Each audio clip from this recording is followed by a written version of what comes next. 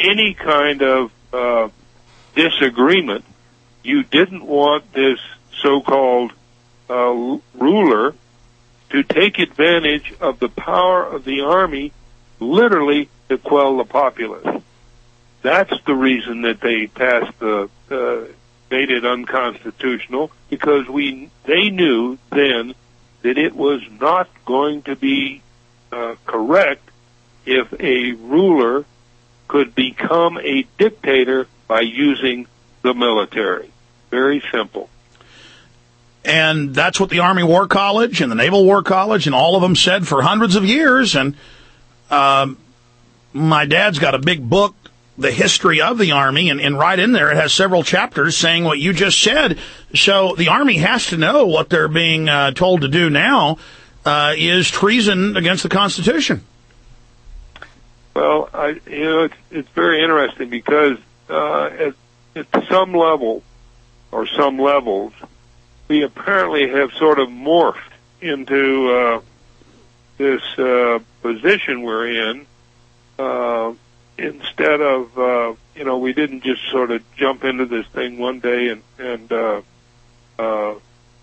suddenly be there.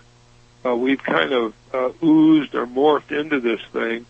And I don't know what the current commanders are thinking, but I cannot help but believe that they are very, very upset with some of the things that are going on. Mm-hmm. They brought this unit out of Iraq.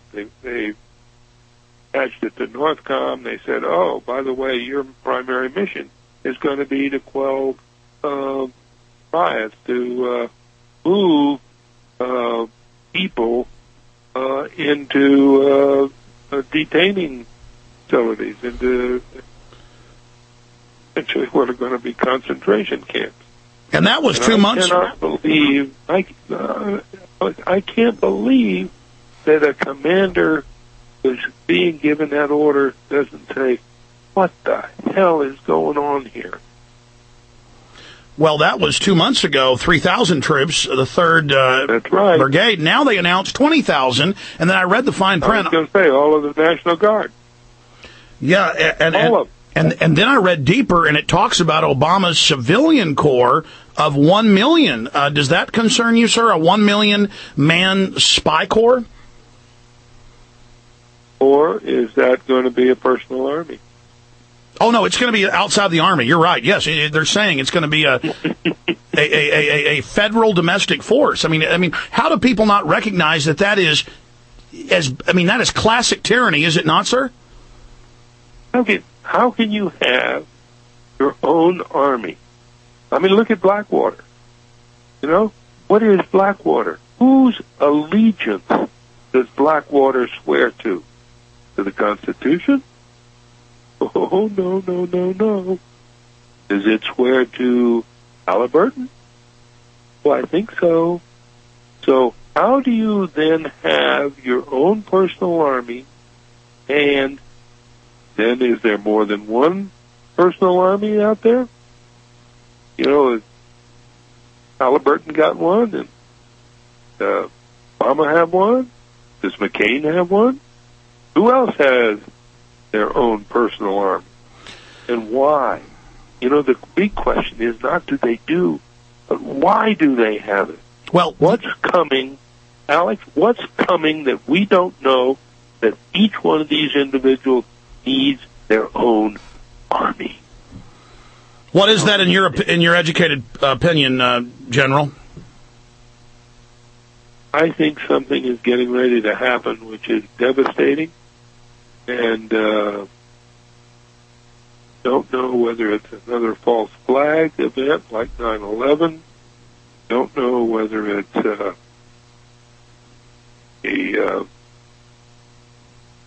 avian flu pandemic. I don't know. I don't know the exact details what is coming. But you can bet your bottom dollar people in the power structure know that they need an army, their private army. The people in the power structure know that they need to train the regular army for riot control and people control know that something is coming that is devastating. Well, they know the exact details of it. We do not. And you're saying you believe they've been setting this up quietly for decades, as you know. It seems it's all coming to a head. Are you saying, General, the intelligence, the evidence is showing it's going to be initiated, it's going to be staged? Well, so it's very interesting because let me tell you how the intelligence works. First of all, any single piece of information is nothing more than a dot. That's all it is. It is an unverified piece of information. Then you get another unverified piece of information, a third unverified piece of information. So I now have 3 dots, then 4 dots. Then when I get to 100 dots, suddenly a picture emerges out of the dots. It's no longer a set of dots. It's a picture that emerges. Oh, by the way, even though each dot may or may not be fully substantiated, the mass of the dots that come out to create the picture, suddenly, and you're sitting there looking at all these dots, and suddenly, out of this, it's like a 3D crossword, or a 3D picture puzzle. Exactly. That's how. Oh, amazing, General. Stay there. We're going to break and come back and then shift into the health attack, what's happening, how we counter it. But that's exactly how I described it myself earlier this week. I'll study things for years, and then finally, it's like all the pieces come together. It's exactly what you're saying. I want to skip this break. And copper pipes. I want to skip this break, John. General Stubblebine. General Stubblebine. He should be there. Okay, I think he's handing the phone to Dr. Laibow. Dr. Laibow? Yeah, I'm here too. Are you guys sharing the telephone again down there in Panama? No, we have separate phones. Okay, fantastic. So pick up. Listen, we're on the internet live right now. We're going to be back on the main AM and FM when we come back. What do you guys both want to get into first? What Codex Alimentarius is, a recap of how you've been fighting it, what the latest meeting revealed, and then go through the catalog of things they're doing to us, and then how to counter it, and then how folks can go join your organization or get on your free mailing list. We also want to have time, Alex, to talk about reclaiming the production of food and taking back your health by taking back your food, becoming an intensive farmer in your apartment or whatever. And we want to talk about the Panama Project. Let me just briefly ask the General a question. General, were you done with the statement about the dots, or do you want to briefly, when we come back, finish that and then get into all the other topics, or are you done on that? All I want to do is just say, just like you did, suddenly a picture emerges and you say, truth dawns then. And now what do you do with it?